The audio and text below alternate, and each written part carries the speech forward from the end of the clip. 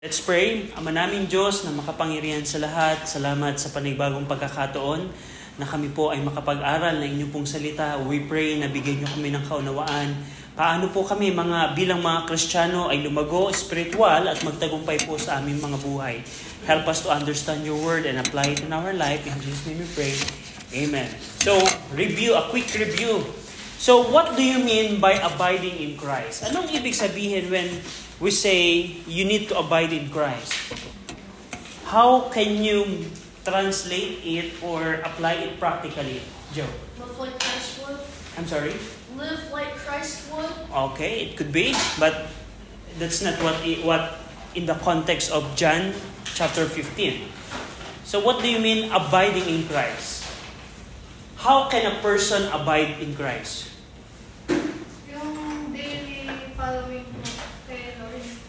It could be then, but that's not what John 15 says. Ano ang ibig sabihin? What is the meaning by abide in Christ? Anyone? So nakalimutan na kagad? Already forgotten? Obedience to His word. That's it. Hi Ariane. So when we say abiding in Christ, it means obedience, continual obedience in the word of Christ. So, yes, tama yung susundan natin ng Panginoon, tama yung gagayahin natin ang Panginoong Jesucristo, pero according sa John chapter 15, buksan niyo ulit. Open your Bible in John 15. John 15, verse 4, ang sabi doon, abide in me and I in you, as the branch cannot bear fruit of itself except it abide in the vine, no more can ye except ye abide in me. Pero in verse number, in the same context, you can see in verse number 10, if ye keep my commandments. If you go in verse 7, if ye abide in me and my words abide in you. So when we say abiding in Christ, it is mainly about His Word and His commandments. Sinusunod ba natin ang kautusan ng Panginoon at ginagawa ba natin ang kautusan ng Panginoon? So, kung ginagawa natin yan, we are abiding in Christ. In vice versa, in opposite, if we don't abide in His Word, if we don't do His words, hindi tayo maka-abide kay Kristo. What would be the result if a Christian doesn't abide in Christ? Ano ang epekto nun? Joe? Backsliding. It could be, no? But what we have, according to what we have discussed, yes, backsliding is right. William? It will be purged and cut off from Christ. That's one. But before cutting off, that's right. Before cutting off, it's the first effect? Won't bear any fruit. That's right. Unfruitfulness. So if you don't abide in Christ, you cannot see fruit in your life. And you will be cut off according sa context. Now, question. Could you give an example of the fruit that we have discussed that a believer can have? Pwede ba kayo magbigay ng ehemplo ng bunga na pwedeng maging resulta ng isang Kristiyano? Joe? Putting souls to God. Yeah, that's right. The winning soul to God. Another else? Nike? Ano? Sagot ka? Anyone? Yung fruit. Yung fruit. Yung love po. Love, tama. Ano pa? That's right. Faith. Faith, tama. Long suffering. Long suffering, tama. Goodness. Tama. Saan makikita siya, by the way? What book of the Bible? Galatians 5, yung huling verses. So that's right. Now, review tayo about putting off and putting on. So, what are the objects that we need to put off and what is the object that we need to put on? Ano yung dapat nating hubarin? Ano yung dapat nating isuot? Ano yung dalawang objects na kailangan nating tanggalin at kailangan nating isuot? Ano yun? Ano yung dalawang yun? First is what we need to put off. The old man, old sins. friends. Yeah, tama. Old sin or old sinful nature. So that's right. Ano naman yung kailangan nating i-put on? Kung tatanggalin natin ang old sinful nature, yung mga masamang kaibigan, ano naman ang kailangan nating i-put on? William? The new nature that Christ bestows on us at salvation. New nature or Jesus Christ. So that's correct. Now, today, we're going to discuss about confessing sin. So, now, the purpose of our lesson, we already discussed abiding in Christ. We already discussed putting off and putting on. Those are two principles that are important in our life if we want to grow. In addition to that, we need to make sure that we do confessing of sin. Now, pag sinabing confessing of sin, tandaan nyo, ang bawat mananampalataya ay nagkakasala pa rin. Every believer can and does sin. Kahit ikaw ay Kristiyano na, nagkakasala ka pa rin. Hindi ibig sabihin na ikaw ay saved na, ay hindi ka nakakagawa ng kasalanan. Because according sa 1 John, if we say that we don't sin, we lie. So, but, tingnan nyo quickly ang 1 John 1, verse 5 to 10.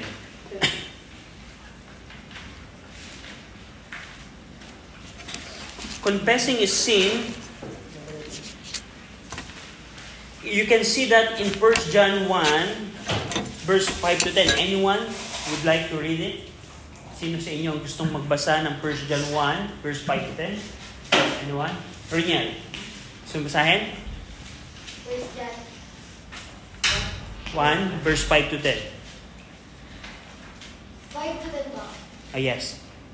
This then the message which ye have heard of him and declare unto you, that God is light, and in him is no darkness at all. If we say that we have no fellowship with him and walk in darkness, we have light and do not the truth. But if we walk in the light, as he is in the light, we have fellowship one with another, and in the blood of Jesus Christ, his Son, cleanseth us from all sin. If we say that we have no sin, we deceive ourselves, and the truth is not in us. If we confess our sin, is faithful and just to forgive our sin, and to cleanse us from all unrighteousness. If we say that we have no sin, we make him a liar, and his word is not in us. Okay, thank you, Reniel. Nakita niyo yung verse 8? If we say that we have no sin, we deceive ourselves and we make God a liar. So, the reality is, as a Christian, if you are saved right now, pag sinabing save, ito yung isang tao na siya'y nagsisi na at nanampalataya sa Panginoong Kristo at nagkaroon ng pagbabago sa kanyang buhay. Yan ang isang taong ligtas. At kung ikaw ay isang taong ligtas, hindi ibig sabihin na hindi ka na nagkakasala. If you are saved today, it doesn't mean that you cannot and does sin anymore. Every day of our life, we commit sin. If we say that we don't sin, we deceive ourselves and we make him a liar. So, natural sa atin na tayo nagkakasala. Now, according sa ating binasa, if we commit sin, if we do sin, we are walking in darkness. According sa verse 5, verse 6.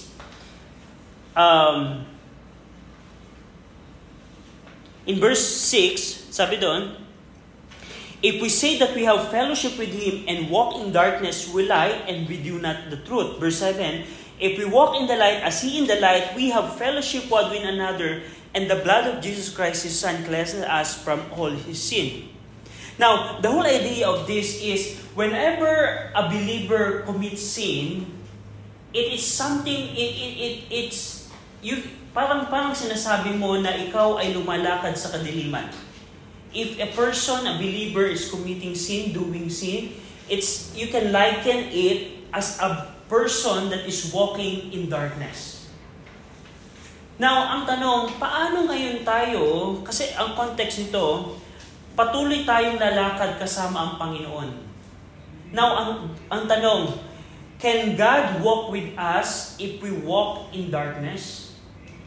Pwede bang lumakad kasama natin ang Panginoon kung tayo ay lumalakad sa kadiliman? By the way, paano ang isang Kristiyano lumalakad sa kadiliman? Ating lesson. Pwede. Pero yung pinag-aralan natin. How can a person walk in darkness? If he continue in doing sin. Whenever a person, a believer, ay nagpapatuloy sa kasalanan, which is ginagawa natin. Tandaan nyo, lahat tayo nagkakasala. Ang ibig sabihin nun, lumalakad tayo sa kadiliman from time to time. Pero Kristiyano na tayo, pero from time to time, if we do sin and commit sin, we are walking in darkness. Now, ang tanong, ang Panginoon ba ay lalakad kasama natin kung tayo ngayon ay nasa kadiliman?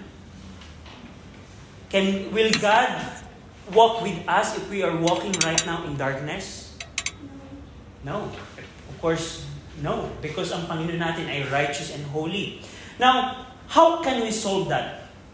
Now, to give you an illustration. Remember, every believer commits sin. That's first thing. So ako halimbawa, I lie. That because kahit ako'y Kristiyano na, even I'm a Christian, I can still lie. Halimbawa, nagsinungaling ako right now. It means that I am currently walking in darkness by lying.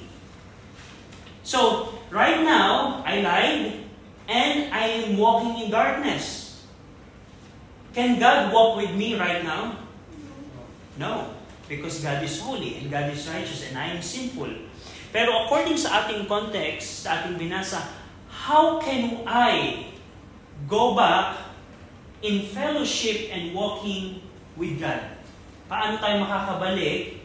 Kung ako ngayon ay nasa kadiliman dahil nagsinungaling ako, paano ngayon ako makakabalik sa paglakad kasama ang Panginoon? Joe? Confession of sins. That's it. And that's the purpose ng third principle na pag-aaralan natin. Yung confessing of sin. Now, tandaan nyo, mga kabataan, tandaan nyo, every time that we commit sin, whatever it is, even it's small or big, you are out of the fellowship of God. Just a small sin, you cannot walk with God anymore.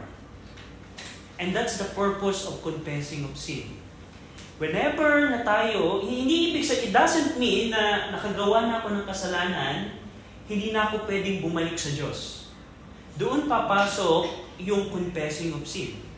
Because if we do commit sin, you are out of the fellowship, you are walking in darkness, but there is a way to go back and come back in the fellowship by confessing of sin. Now,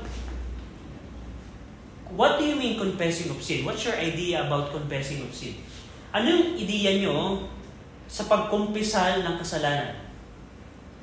Admitting to God your sin and admitting to the person who you sin against. That's it. Pwede yun. Anyone? That's correct. Anyone else? Pwede rin. Turn around. Repentance. That's right. Anyone else? Confessing of sin is you name your sin before God. It's the reverse of making excuse about your sin. Now, pag sinabi ko, Panginoon, now, in the going back to the illustration that I mentioned, I lied. What if I say it to God like this? I pray to God like this, Panginoon, kaya lang naman ako nakapagsinungaling. Sorry, Panginoon, patawad sa aking pagsisinungaling. Pero kaya ako lang naman nagawa magsinungaling kasi gawa ni Aryan. It is a confession of sin. Why? Why grace? It's not a confession of sin. Kasi parang hindi ka po seryoso, then may sinisisi ka po. May sinisisi ka. That's right. That's not a confessing of sin. Ang confessing of sin is something, acknowledgement that you did wrong against God. You will not make any excuse to God. And that's the nature natin. As an old sinful nature, We inherit it from Adam when Adam sinned. Who was blamed by Adam when Adam commits sin? Eve. Who was blamed by Eve? The serpent. So that's our nature. Natural sa atin na pag gumawa tayo ng kasalanan, humahanap tayo ng pwedeng sisihin. Di ba? Kapag meron kang nagawang pagkakamali, not pagkakamali, pag nakagawa tayo ng kasalanan, ang tendency natin by nature, if you observe that, that's natural. That's nature. That's our nature. You cannot help yourself by doing that. Natural sa atin na maghanap ng pwedeng sisihin. Halimbawa sa bahay, pagka merong kaguluhan, sino yung una natin sinisisi pagka merong nangyaring masama, kasalanan? Maaaring kapatid natin. Di ba? By nature, that's what we do. Pero, reverse yan, kabaliktaran siya ng confessing of sin. If you commit sin, you need to confess it to God, and you will not name anyone or anything before God in your prayer. That's the very essence of confessing of sin. And also the confessing of sin, first is not blaming others. The second thing is you name the exact sin before God. And you have in the state that you fully acknowledge that you did wrong by yourself. That's confessing of sin. Na inaamin mo sa sarili mo na talagang gumawa ka ng kasalanan sa harapan ng Diyos. And that's confessing of sin. Now, ang question, if we do that, can God forgive me? Will God forgive me? Huh? That's right. What if I did that 2 times? Nakapagsinungaling muli ako. 2 beses na. And then, nag-confess ulit ako sa Panginoon. Will God forgive me? 2 times? Yes. What if 10 times na? 10 times na akong nagsisinungaling. Nagsinungaling ako ngayon, tapos nagsinungaling naman ako mamaya. And then, before matapos ang araw na to, nakasampu akong pagsisinungaling. Will God forgive me as well? Again? Now, question. When will God stop to forgive me? If you die. If you die? William? Never. God will never stop forgiving us. Because in 1 John 1:9, anyone who memorize that, can you stand up and recite? 1 John 1:9? May nakapag-recite na ba sa inyo? Ganyan, na-recite mo na? Joe, recite. 1 John 1:9. 1 John 1:9. If we confess our sins, He is faithful just to forgive us our sins and to cleanse us from all unrighteousness. Okay, very good. If we confess our sin, that's conditional. Kung ikukumpisal natin ang ating mga kasalanan, sabi doon, God is faithful, tapat siya, at matuwid siya na patawarin ang ating mga kasalanan and to cleanse us at linisin tayo from all unrighteousness, sa lahat ng karumihan. So by that, you can be back in the fellowship and walking in the light with God. As simple as this. So that's the key. Now, the problem with this is, if we commit sin, we don't usually confess to God. So what happens is, pag nakagawa ka ng kasalanan, gagawa ka ng excuse, hanggang gagawa ka na naman ng kasalanan, hanggang gagawa ka na ulit ng excuse, and then you will see yourself na you already backslided, katulad ng binanggit kanina. So, that's the problem sa isang Kristiyano. Kaya nga mapapansin nyo, whenever we commit sin, of course, we do sin. From time to time, because we are still in the old simple nature, you need to make sure that you confess your sin. Kasi kung hindi kayo magko-confess ng sin, you are walking in darkness. Can you imagine, Kristiyano ka na, pero lumalakad ka sa kadiliman at hindi mo kasama ang Panginoon sa paglakad? Now, so kanina, tinanong ko, how many times will God forgive? Ang sagot doon, infinite. That's the promise of God. Remember in Matthew chapter 18, wag niyo nang buksan, pero dito nagtanong ang disipulo ng Panginoon kay Jesus Christ, Lord, how many times will I forgive my brother, my neighbor? Ang sabi ng Panginoon, 70 times 7. Meaning, ibig ba sabihin, Panginoon, 490 times? No. The point there of Jesus Christ is, you will forgive Him as long as God is forgiving you. And in reality, God forgives us all the time. Now, the problem is, if we don't confess our sin, God will not forgive us. Because 1 John 1:9 is conditional, meaning kailangan mo munang mag-confess bago ka patawarin ng Panginoon. So, now, ang gusto kong tandaan nyo dito sa principle na ito, mga kabataan, teens, the importance of confessing of sin. So, may mga pagkakataon, halimbawa sa school, na halimbawa, nagalit ka sa someone, ungodly anger, immediately, confess your sin. Panginoon, a simple prayer, Panginoon, patawad sa aking ungodly anger. As simple as that. And then halimbawa, any part of your day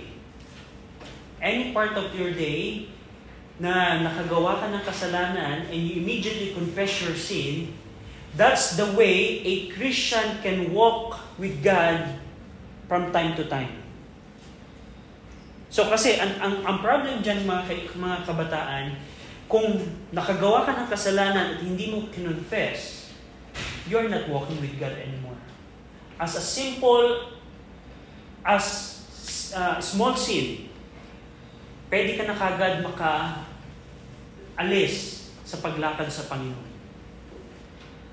So, that's the problem. Do you have any question sa confessing of sin? Now, in contradiction dito, sino sa inyo nakapagkumpisal na dati sa pare? Ako nakapagkumpisal, si Renian nakapagkumpisal sa pare. Roman Catholic practice tradition na kailangan mong ibulong kay Father ang mga kasalanan mo. Now, question, do we still need that?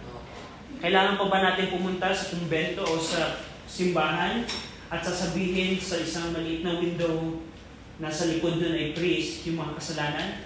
Do we still need that? Or we can directly ask God about our sin?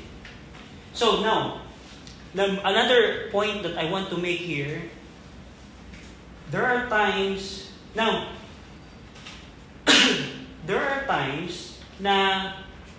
you could feel shame and shy, you could feel that you are shy whenever you name your sin before God. Is that right or wrong? Na kapag sasabihin mo na yung kasalanan sa Panginoon, minsan tumitigil ka na parang nakakahiya naman. Di ba? Nafe-feel nyo ba yan?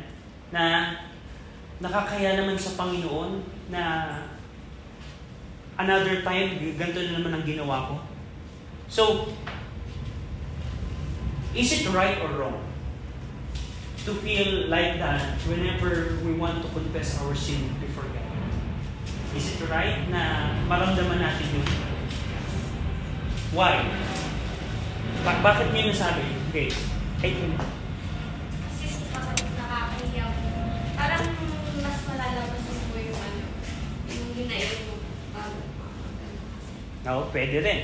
Pero tandaan nyo, it could be dangerous because if we feel like that, it could trigger us or prevent us from doing the confessing of sin.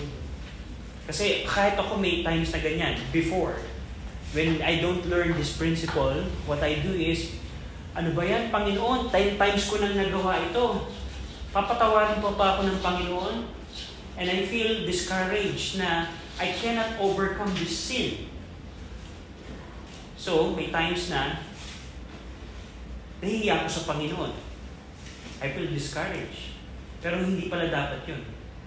Kasi kung hindi nyo, tandaan nyo, kung hindi kayo magko-confess of sin, it will result being out of the fellowship of God. Now, the second point that I want to make in this principle is, so, if we can have a key to be back in the fellowship, kung pwede pala tayo makabalik from time to time sa presensya ng Diyos at sa paglakad sa Panginoon, is it our license to do sin from time to time? So pwede na pala akong bumalik sa Panginoon from time to time kung magko-confess lang ako. So pwede ko nang gawin ang lahat ng kasalanan na gusto ko. Pwede ba yun? Ha? Chang, sa tingin mo, bakit pwede o bakit hindi pwede? Hindi pwede. Kasi alam mo, nagko-confess ka, dapat alam mo na yung tama, hindi ka nababalik. Katulad mo sa yung foot of... Doon babalik yung repentance. Doon papasok yung repentance. Kasi kung part of confessing of sin is you don't do it hypocritically. Ay, sinabi ni Brother RJ na kailangan mag-confess para bumalik ako sa presensya ng Diyos. Pero on the back of your mind, I want to do this sin again. Do you think God will accept that confession? Na magpe-pray ka na, Panginoon, patawad, pero on the back of your mind, gagawin ko ulit siya tomorrow. Gagawin ko ulit siya. Do you think is it right or wrong? Is it a proper confession of sin? Not at all. Hindi siya tama. Kailangan tama yung puso natin na mali yung ginawa ko, and Panginoon, tatalikuran ko itong kasalanan nito. Kasi tandaan nyo, if you continue in that sin, meron tinatawag na divine chastisement, pamamalo ng Panginoon, na merong magiging resulta ang kasalanan na yan. Tandaan nyo, every sin would have consequence. Even it's small or big. Merong consequence yan. At yun ang mararanasan nyo. So, another point na napapakinggan natin, tingnan natin dito, if halimbawa I commit a sin and I confess it, will I be back in the fellowship? Yes or no? Yes. But is the consequence of sin, will I still receive the consequence of the sin that I commit? Yes or no?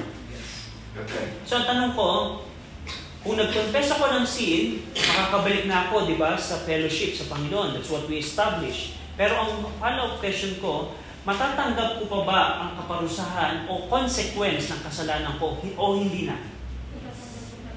Kahit pinatawad na ako ng Panginoon? Yes or no? Yes. Hindi ibig sabihin na you're already forgiven, you will be excused from the consequence of sin. Meron pa rin consequence na mararanasan natin tayo. Kaya nga, you need to be careful na huwag gumawa ng kasalanan. Kasi yung kasalanan niya, merong consequence yan. Pero, God provided us how to be back in the fellowship. So, confession of sin. Do you have any question with regards to confession of sin?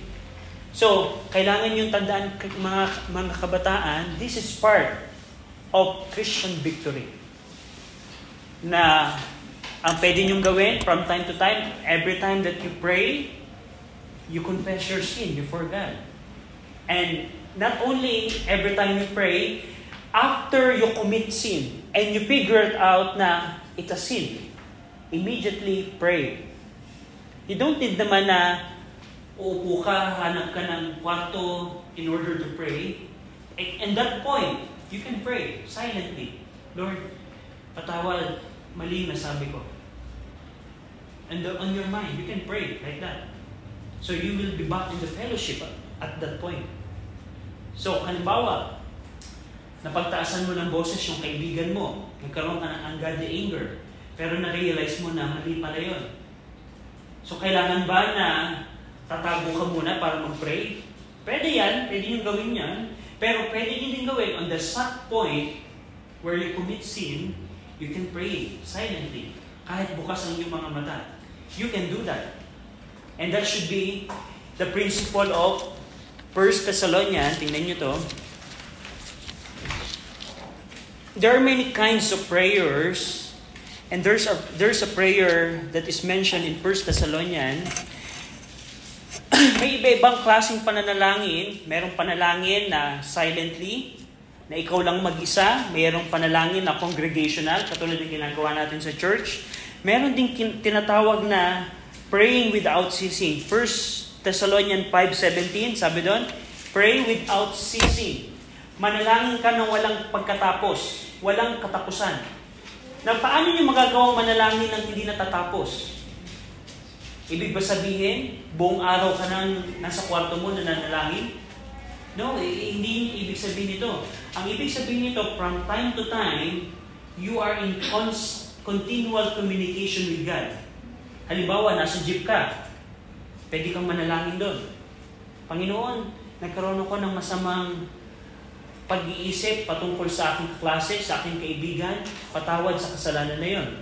Halimbawa, nasa school ka, nakagawa ka na naman ng kasalanan.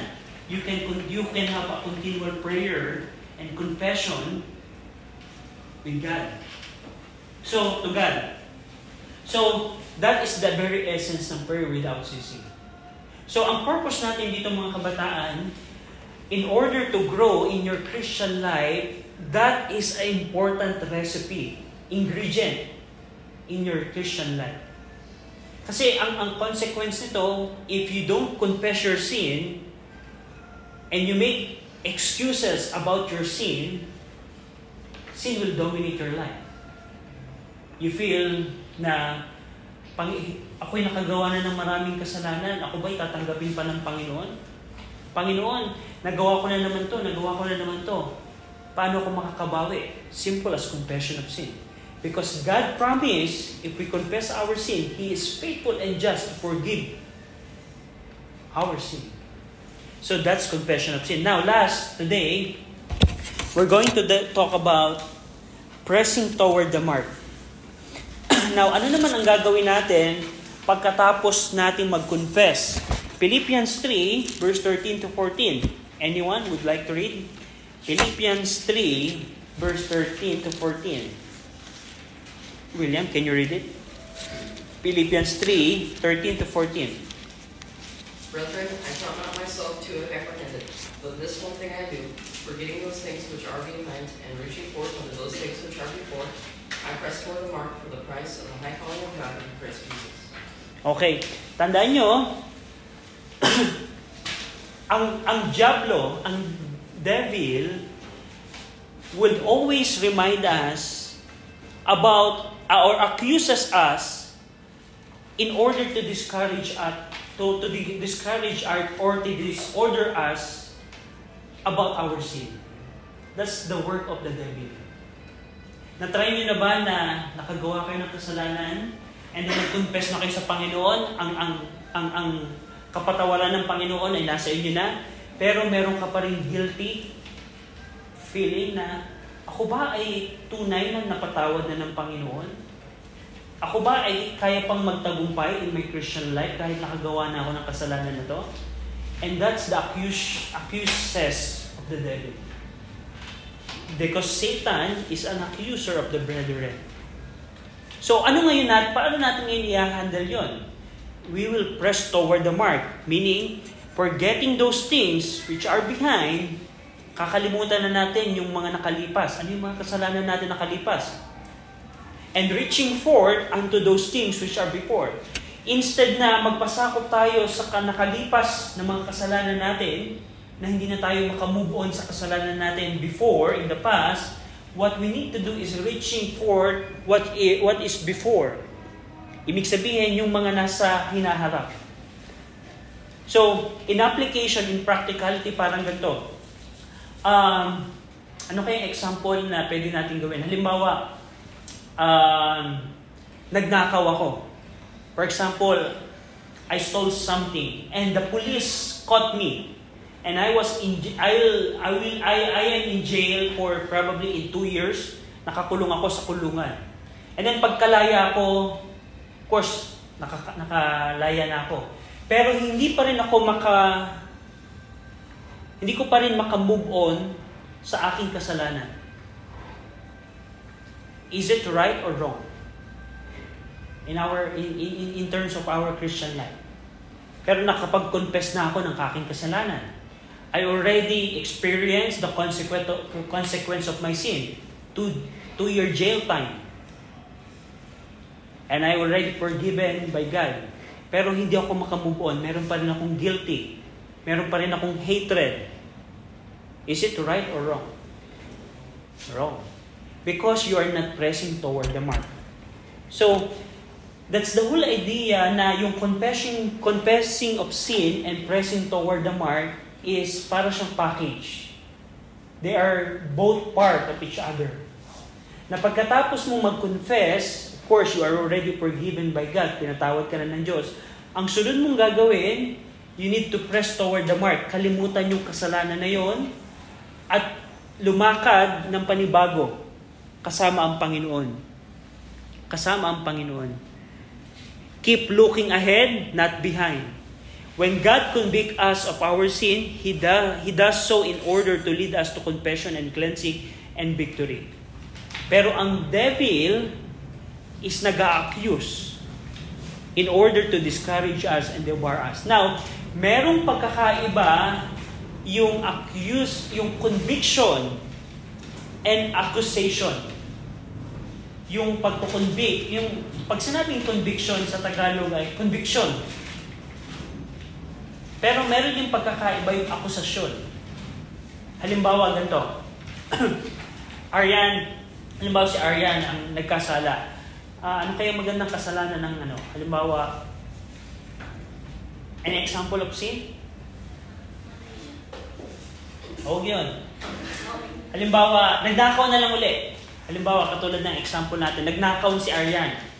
Pwede po ba yung masyado po kasi may bata. Okay lang yan. Pero reading pornography. Ha? Reading pornography. Halimbawa, yun, pornography.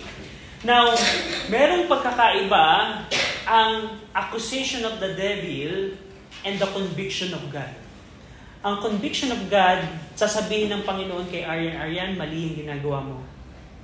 Pero ang purpose ng conviction of God, pakinggan nyo to, listen to this, the purpose of conviction of God is to make Aryan be back in the fellowship ng Panginoon. Ang purpose ng conviction, pero ang conviction ay parang ganito, Aryan, mali ang ginagawa mo. Ang purpose ng Panginoon ay si Aryan mag-confess, si Aryan ay mag-repent, si Aryan ay bumalik sa fellowship ng Panginoon. That's the conviction of the Holy Spirit or conviction of God. On the other hand, ang devil sasabihin kay Aryan, mali yung ginagawa mo. Pero ang purpose ng devil ay to discourage Aryan, na mag-feel ni Aryan na yung shame and discourage and disorder hanggang maruin na yung kanyang buhay. So, pero pareho siyang words. Aryan, mali yung ginagawa mo. Pero yung purpose ay pagkakaiba. So whenever, tandaan nyo to, whenever you feel guilty or conviction sa iyong buhay about your sin, pero ang nililid ka into confession, makinig, it is the conviction of the Holy Spirit. Pero yung conviction or accusation ay would lead you na mahiya, na mag-confess.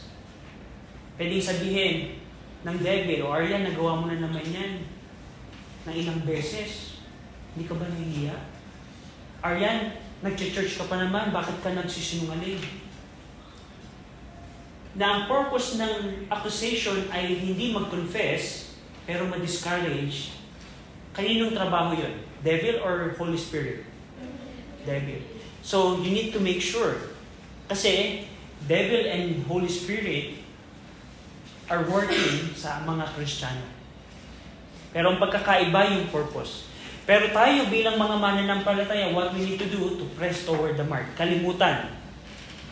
Huwag isipin yung mga accusation. So, tandaan nyo, pag sinabing accusation of the devil, in order to figure it out, kung ito'y diablo or the God of this world ang gumagawa sa atin, ano yung purpose nun?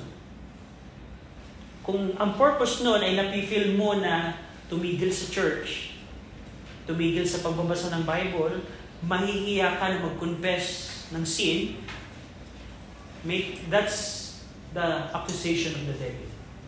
Pero yung conviction, pero kung yung conviction ay nililid ka into righteousness, na bumalik, na mas maging faithful sa church, na mas maging faithful sa prayer, and etc., that's the conviction of God.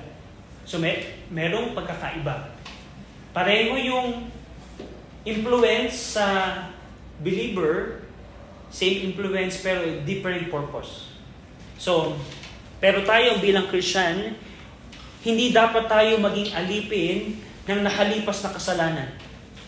Hindi dapat tayo maging alipin. Kailangan natin itong harapin yung mga hinaharap. So, that's it. I think we'll stop there. So, confessing of sin and pressing toward the mark. By the way, sino sa inyo nakapagsaulo na ng Philippians 3? Anyone would like to stand here? William. Philippians 3:13-14. Brethren, I count not myself to have apprehended, but this one thing I do, forgetting those things which are behind, and reaching forth unto those things which are before, I press toward the mark for the prize of the high calling of God as Christ Jesus. Okay, very good. So, any question? Meron kayong tanong? Now, 4 na ang ating napag-usapan. Ano yung una? Abiding in Christ, putting off and putting on, confessing of sin, and pressing toward the mark. Yung dalawang pinag-usapan natin today, magkasama siya. Hindi mo siya pwedeng papaghiwalay. Kasi kung nag-confess ka ng sin, at hindi ka nag-press toward the mark, you're in danger of the accusation of the devil. Kaya may mga Christian, tingnan nyo. Kaya right now, may mga Christian na nakagawa ng kasalanan, hindi na sila bumalik sa church. Hindi na sila bumalik sa faithfulness nila sa Bible is because they didn't press toward the mark. So, we need to make sure na hindi tayo ma-influencehan ng devil in our mind. Because that's the purpose of the devil, to accuse us.